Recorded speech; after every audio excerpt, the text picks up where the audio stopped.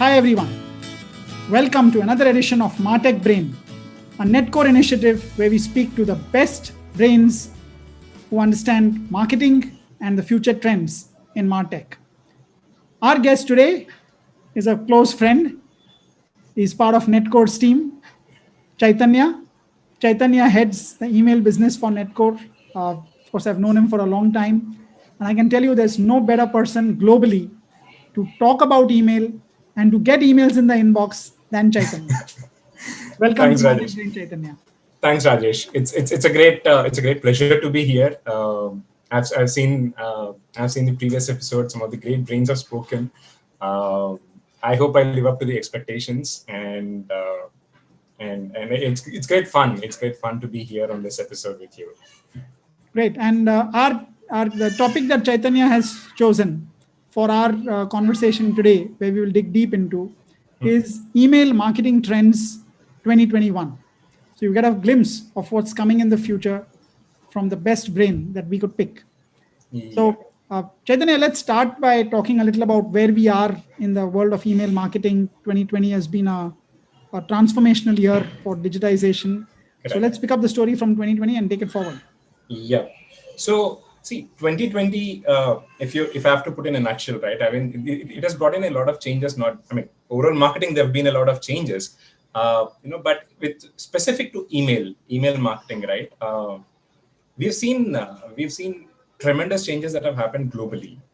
Let me just give a glimpse of them, right? So we have seen during the month of April to May, I'd say the brands have sort of went back to their drawing boards and then redesigned their strategy and how to reach out to emails, and we have seen a bunch of brands doing that, right? And the kind of messaging, the kind of the tone that they were using in the email messages, that has drastically changed, and the way they reach out to customers, so before pandemic, most of the email channels or the brands that we are working with, email was a pure ROI driven channel, right? So everything was tied to an ROI.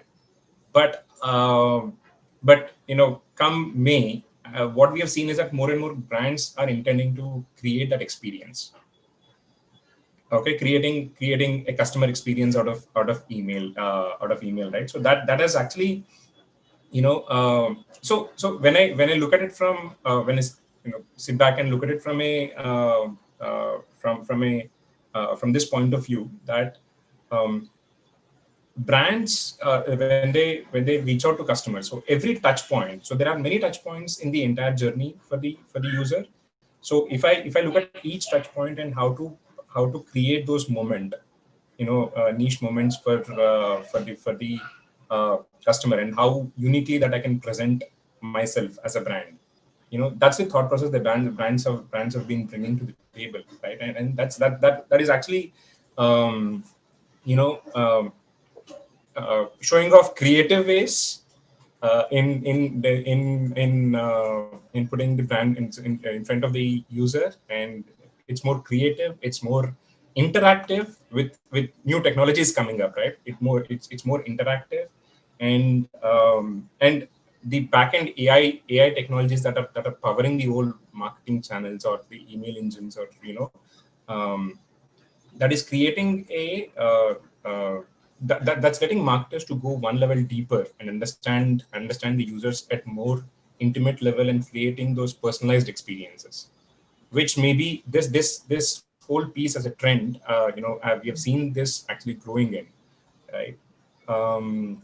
So that's been a transformational shift globally, not just in India or specific brands, right from US to Europe to India to Southeast Asia to Nigeria, all of these areas that we are working in. So we've seen this as a transformational trend that's evolving in the email marketing. So in a way, Chaitanya, what we used to think of in the world of email as promotional and sort of transactional, the use cases have broadened, and it's becoming a very powerful channel for essentially as a touch point for engaging and experiences, better experiences. Correct. Customers. Correct.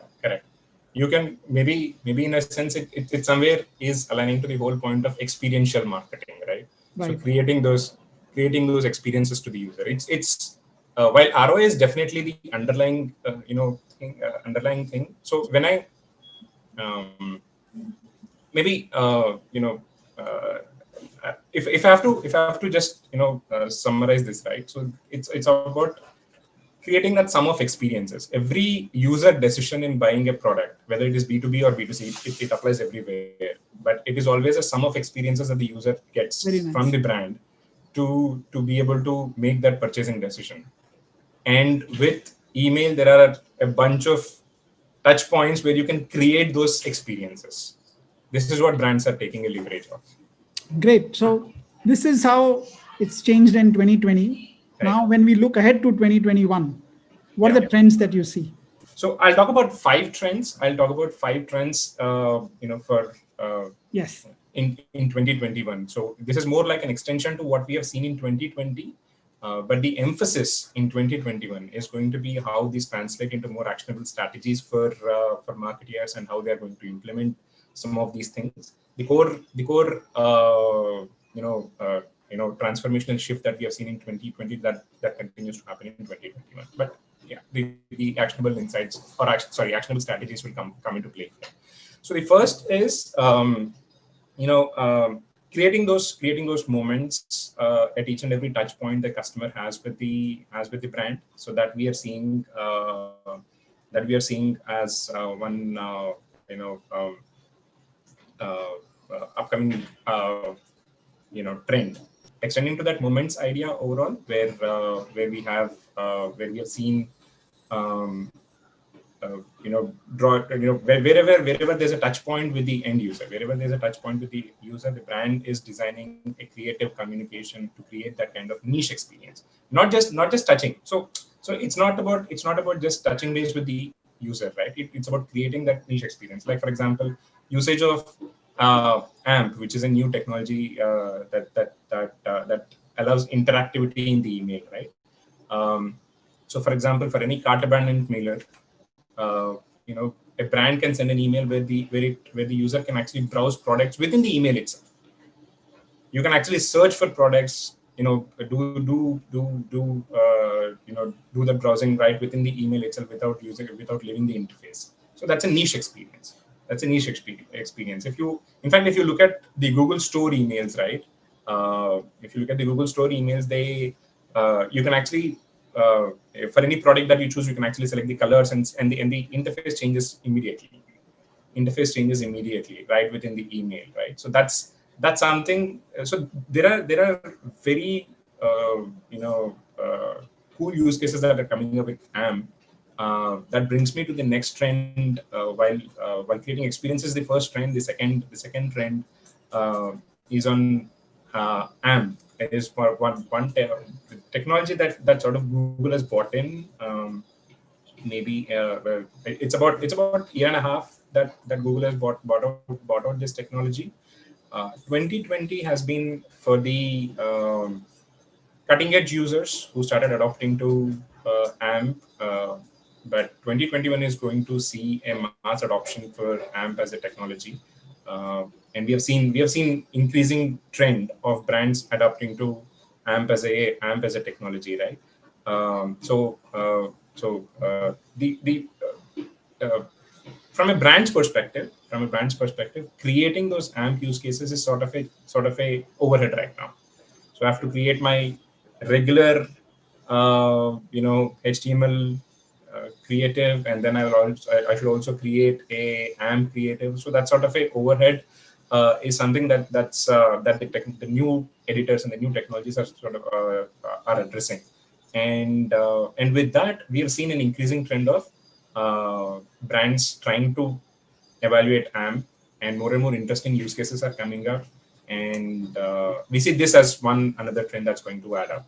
And so in 2021, I think Hmm. we should see a greater offtake or greater adoption of AMP by brands, right? Correct. We do Correct. expect a significant Yes. movement. Yes. Okay. In last couple of quarters, we have seen an increasing trend, but that's going to significantly increase in 2021. Is what we are anticipating. Yes. So the third trend that we are seeing is brands adopting to simpler emails. You know, at least until last year, we've had a good bunch of brands sending in the entire catalog in the emails, right? So about 20 products in the email, about 40, 50 odd links in the email that are going up. But of late, what we are seeing is see, the user attention on a particular email is about 3 seconds, or you can stretch it to 5 seconds maybe. That's about the time that the user has on a particular email, right? So within that time, a brand has to send the right message, to the user. It has to appeal the user in aesthetically. It has to get the right message across. It has to get him emotionally. So there are multiple aspects that a brand needs to target within that 3 or 5 seconds. So the messaging has to be that perfect. It has to be thought through, and again, every user is different, right? Every user is different. So for that to happen, if you have an entire huge bunch of details packed into an email, we've seen that those kind of emails not creating a greater impact, but simpler email which gets only one message. This is the most important message that I want to send to the user instead of sending 100 messages, right? So those kind of messages have definitely created a positive impact, and we are seeing those kind of messages coming back, right? So so that's one trend shift. Like, in fact, let me put it this way: the Western markets have caught up to it. And if you look at their designs and a good bunch of brands, at least the leading brands, if you see, the designs are all minimal. They don't send a big catalog of mailers and say that these are like 100 clicks that 100 links that you have to click. They have condensed the messaging, and Indian brands are sort of catching up now. Indian brands are catching up, and the same with the Southeast Asian brands that I see. So that's one positive trend shift, if I must say, from a user experience perspective. I'll put it as a very positive trend shift. Okay, so one message is the brain. Yeah, so far we got the first one is really about the email branding and experience. Right. Second is about interactive emails with AMP. Correct. The third is the simplification. Correct. Simplicity. Simple messages, single messages right. in an email. Okay, so what's the fourth one? So the fourth is personalized emails. Now, with the simplicity, again, extension to this point of simplified emails, right? So if you have to send one message to the user, right, you need to understand who the user is. Without understanding the user, you cannot send a generic message and say that here is one message, which is if it does not resonate with the user, again, it does not create the impact that you're looking for. Okay, so it is very important for the marketer to understand the user, and then customize the message for that particular user. And that's where the personalization comes in. Now, there are if you look at Netcore's own marketing automation platform, or even Pepipost to an extent, right? So it gives so any platform, and not just Netcore, any platform today gives range of technologies to understand the user in a more intimate way, right? And it's not just about I have a first name and last name and then get done with that, right? It's not just about getting to the name or maybe sex and a bunch of demographics. It's not about that. It's about stitching the user data across the platforms together to form a better understanding of, let's say, what the user might be interested in, and then craft a message which is in line with users' behavior or users what is user. So it's about understanding what user wants, helping with exactly the message that solves his problem or solves his need, and that's where the whole key lies in. That's one trend that we are seeing is personalization as a trend, right? So that's catching up. So it's been there. Personalization is not a new term. It's been there for quite some time, but the level of personalization is actually going deeper and deeper. And part of the driver for personalization also is the greater availability of data that brands have. Correct, correct, So correct. that's driving really the trend in personalization. Correct, correct. So earlier, all of these data sets used to sit in silos, and then there was no one tool to stitch that data together to create that full picture.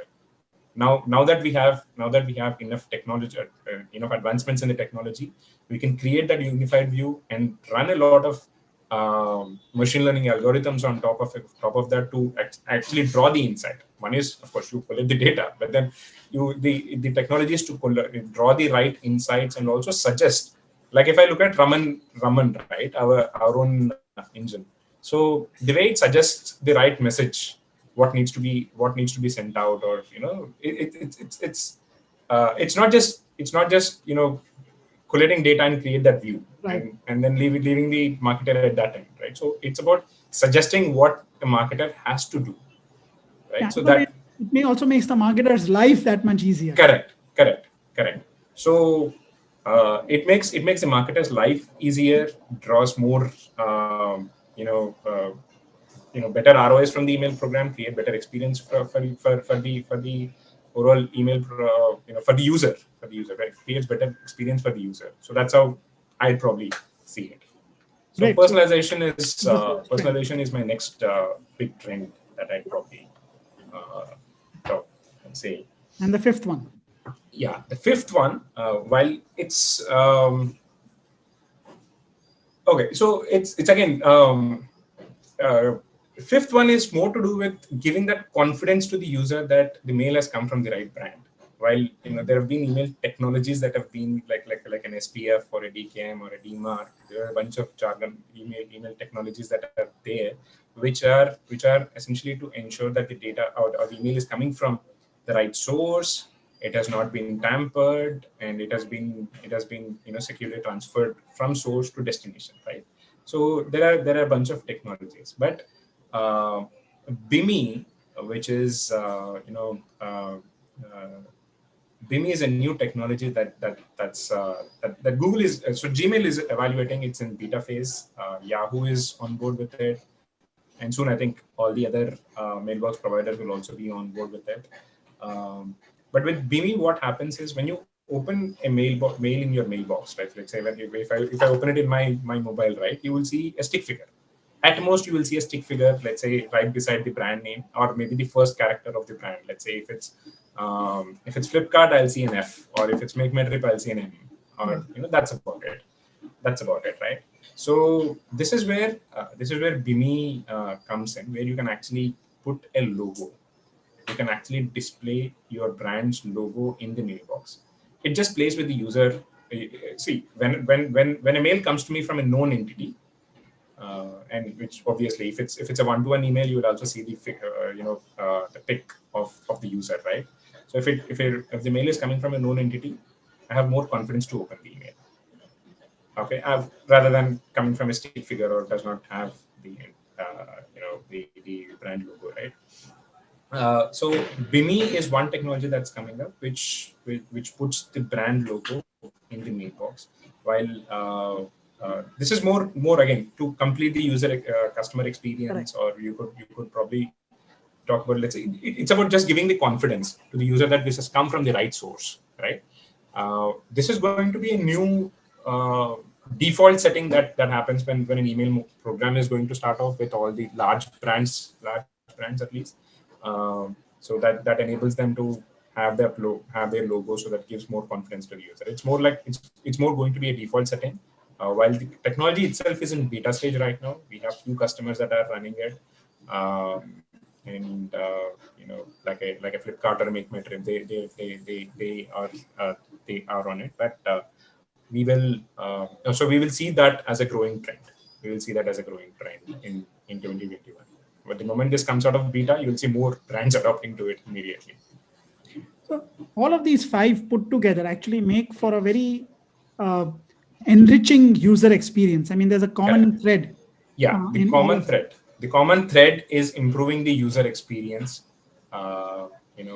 Creating not just ROI but also brand equity through email as a channel, right? So email as a channel to create not just ROI but also brand equity. That's what and that is improving. Absolutely. And I think you have one surprise additional trend Yes. for us. Yes. So all of this is possible, while we've spoken about personalization, or we have spoken about, creating or analyzing the user at an intimate level. All of those pieces are possible only with the right technology in place. And that technology is, again, there are AI, or artificial intelligence, and machine learning both, right? So they are actually, uh, giving, so they are churning out, millions or millions of gigs of data, to actually create these kinds of, create the right insights for the marketer and make the decision making easier. So I think earlier there was a trend that, AI is going to replace the marketer. No, I don't think that is ever going to happen. But I remember saying that a couple of years, or 2 or 3 years ago, that, AI technologies are coming, marketer is going to be redundant or something like that. But I don't think that's going to happen. At the most, I think AI technologies are going to be a, um, a, an extended hand for the marketer to make the decision making easier, and to draw it, to give right insights to make the right decision, right? And that as a trend in the, if I just look at from, if I look at this from an email perspective, there is, segmentation. Data segmentation is one area where AI technologies are helping out. Um, then there is content creation on what message has to be sent, with personalization and all the other pieces that we have spoken about. The content customization for that particular user.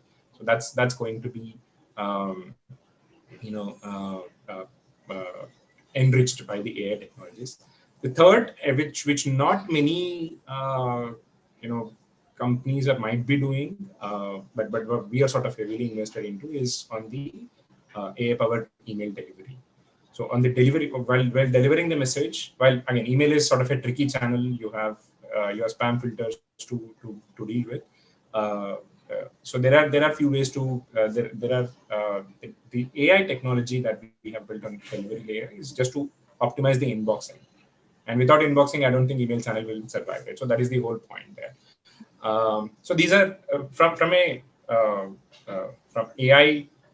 AI is sort of a technological thread that enables marketer to do all of this, create this magical experience for the user. Let me put it this way. Yeah. Great. So I think it was a fascinating collection of trends. So Yeah. if I were to just summarize, number one was on email brand equity and experience. Correct. The second one is how do you get more interactive mails through AMP has been around. I think 2021 could be the breakout year for AMP. AMP, right. The third one was really around simple emails. In a way, we Correct. are going back to the early days of email, Hmm. Hmm. making mails with a single message so it grabs people's attentions, reduce the clutter Correct. that has been there. Hmm. Hmm. The fourth one is around personalization. Hmm. It's how do you make the emails just for me Hmm. rather than the same message to everyone. Right. And the fifth trend is around BIMI, Hmm. BIMI, Hmm. essentially deliver the confidence to the end user that the brand is, the message is coming really from the brand it claims to Correct. come Hmm. from. Hmm. Hmm. And the underlying layer in all of this is really machine learning, AI, and ML, Correct. which ties it all together. And AI powered delivery, AI powered segmentation is Yeah. really where the future is Yeah. all And about. AI powered content creation.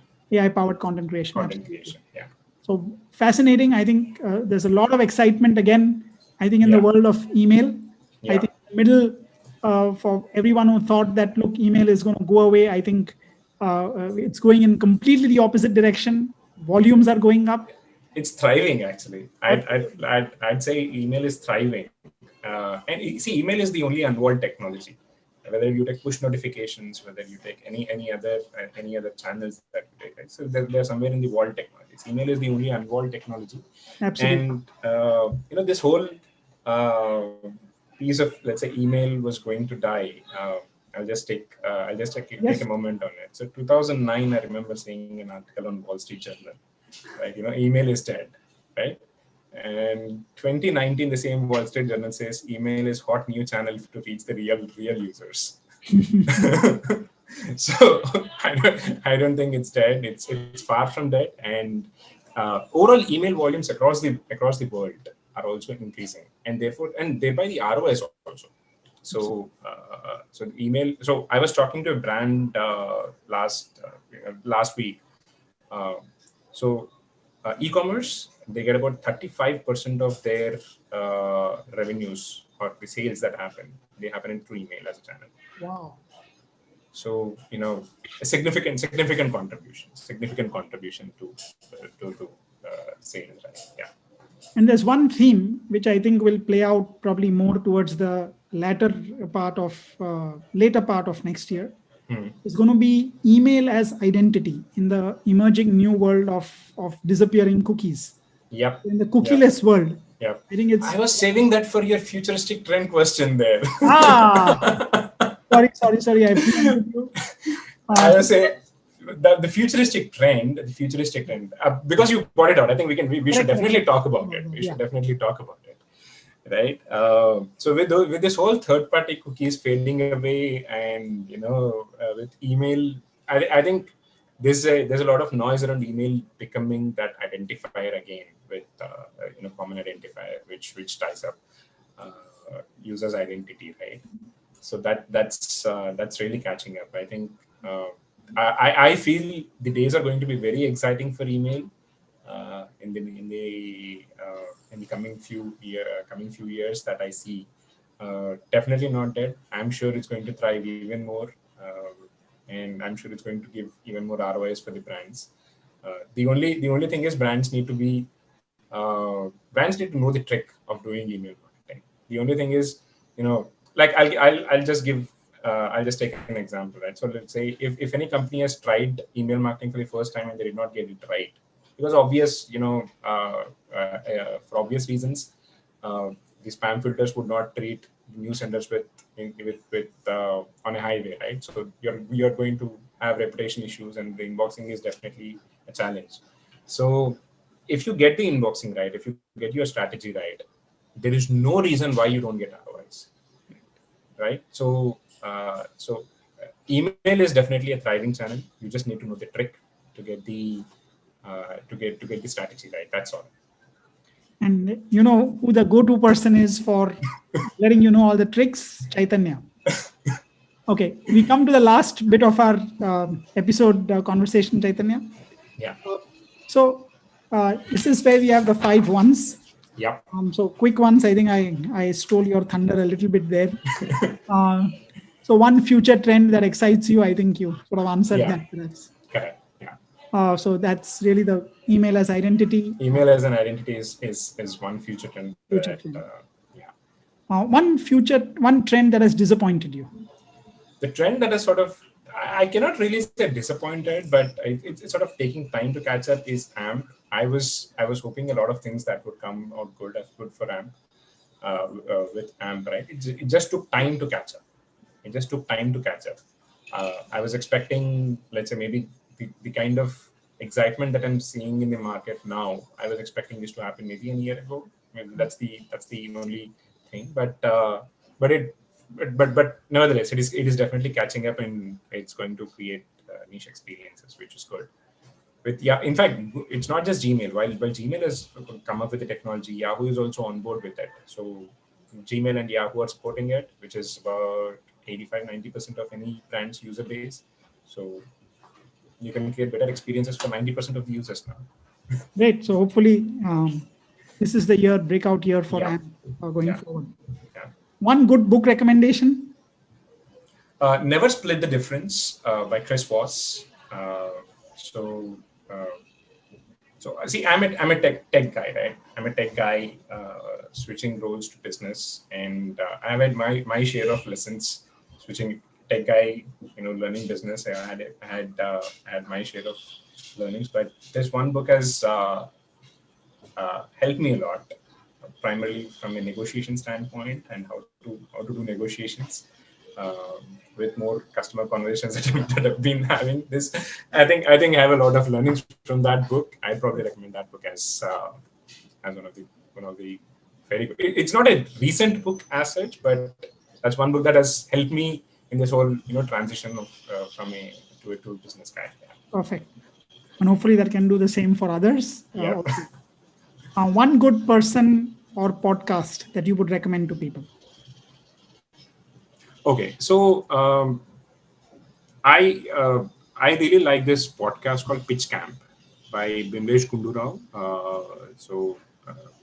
In fact, that's one podcast that again as a again a tech guy transforming into business guy.